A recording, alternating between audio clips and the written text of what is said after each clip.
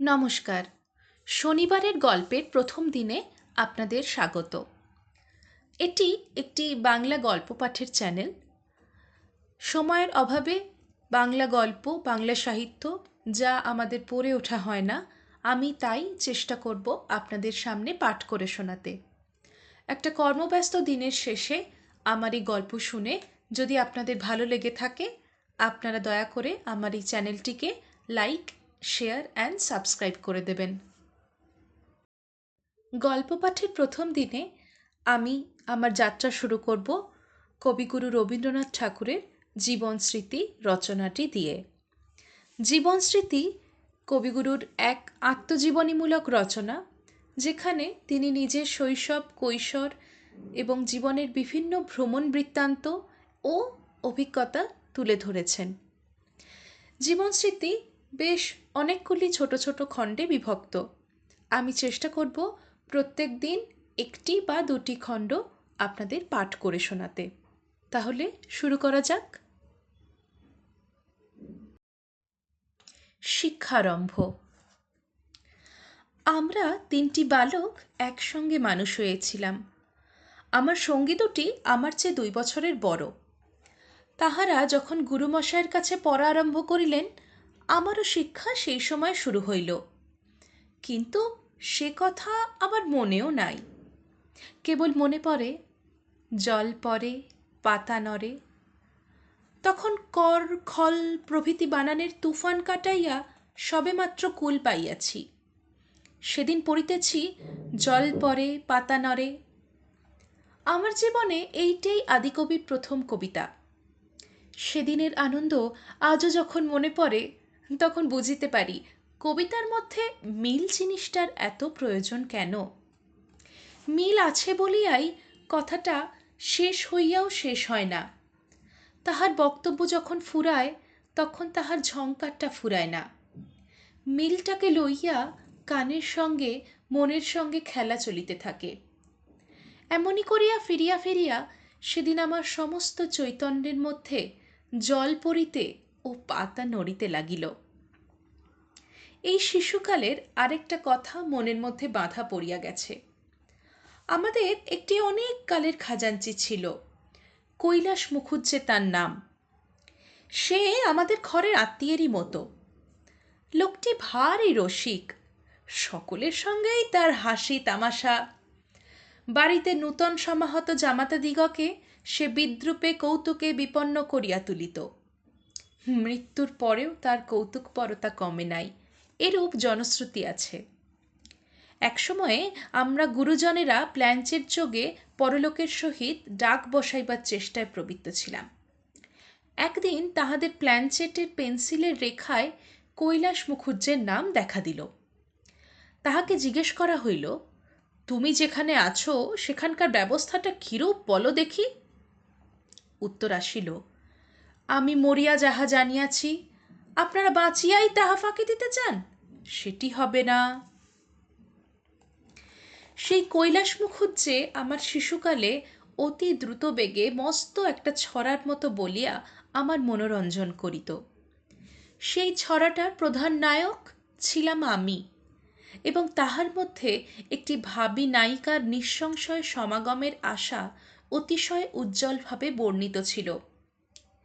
এই যে ভুবনমোহিনী বধূটি ভবিতব্যার কোল আলো করিয়া বিরাজ করিতেছিল, ছড়া শুনিতে শুনিতে তাহার চিত্রটিতে মন ভারী উৎসুক হইয়া উঠিত।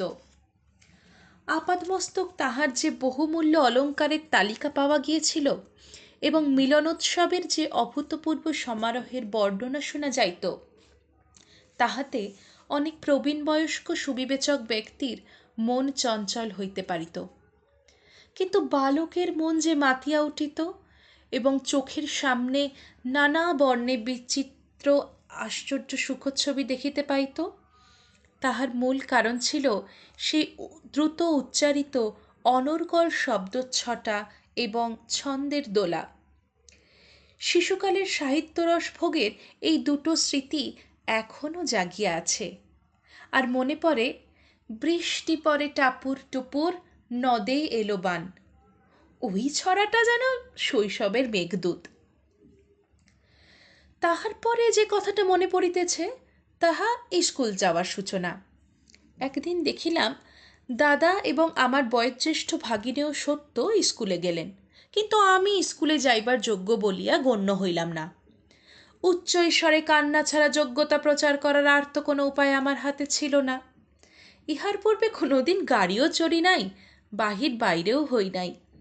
তাই সত্য যখন স্কুল পথের ভ্রমণ বৃত্তান্তটিকে অতিশয়োক্তি অলঙ্কারে প্রত্যহই প্রত্যুজ্জ্বল করিয়া তুলিতে লাগিল, তখন ঘরে আর মন কিছুতেই টিকিতে চাহিল না।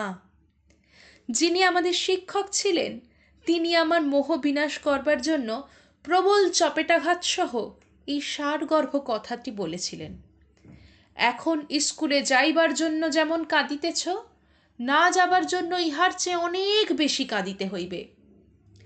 সেই শিক্ষকের নামধাম, আকৃতি, প্রকৃতি আজ আমার কিছুই মনে নাই, কিন্তু সেই গুরুবাক্য ও গুরুতর চপেটাঘাত স্পষ্ট মনে আছে। এত বড় অব্যর্থ ভবিষ্যৎবাণী জীবনে আর কোনো কালে কোনো দিন কর্ণগোচর হয় নাই। কান্নার জোরে ওরিয়েন্টাল সেমিনারিতে অকালে ভর্তি হইলাম। সেখানে কি শিক্ষা লাভ করিলাম মনে নাই, কিন্তু একটা শাসন প্রণালীর কথা মনে আছে। পড়া বলিতে না পারিলে ছেলেকে বেঞ্চে দাঁড় করাইয়া তাহার দুটি প্রসারিত হাতের উপর ক্লাসের অনেকগুলি স্লেট একত্র করিয়া চাপাইয়া দেওয়া হইত। এরূপে ধারণ শক্তির অভ্যাস বাহির হইতে অন্তরে সঞ্চারিত হইতে পারে কিনা তাহা মনস্তত্ত্ববিদদের আলোচ্য। এমনই করিয়া নিতান্ত শিশু বয়সেই আমার পড়া আরম্ভ হইল। চাকরদের মহলে যে সকল বই প্রচলিত ছিল তাহা লইয়াই আমার সাহিত্য চর্চার সূত্রপাত হয়। তাহার মধ্যে চাণক্য শ্লোকের বাংলা অনুবাদ ও কৃত্তিবাস রামায়ণই প্রধান। সেই রামায়ণ পড়ার একটা দিনের ছবি স্পষ্ট মনে জাগিতেছে। সেদিন মেঘলা করিয়াছে। বাহির বাড়িতে রাস্তার ধারে লম্বা বারান্দাটাতে খেলিতেছি। মনে নাই সত্য কি কারণে আমাকে ভয় দেখাইবার জন্য হঠাৎ পুলিশম্যান পুলিশম্যান করে ডাকিতে লাগিল। পুলিশম্যানের কর্তব্য সম্বন্ধে অত্যন্ত মোটামুটি রকমের একটা ধারণা আমার ছিল। আমি জানতাম একটা লোককে অপরাধী বলিয়া তাহাদের হাতে দিবা মাত্রই কুমির যেমন খাঁচ কাটা দাঁতের মধ্যে দিয়ে শিকারকে বিদ্ধ করিয়া জলের তলে অস্পষ্ট হইয়া যায়, তেমনি করিয়া হতভাগ্যকে চাপিয়া ধরিয়া অতল স্পর্শ থানার মধ্যে অন্তর্হিত হওয়াই পুলিশ কর্মীর স্বাভাবিক ধর্ম।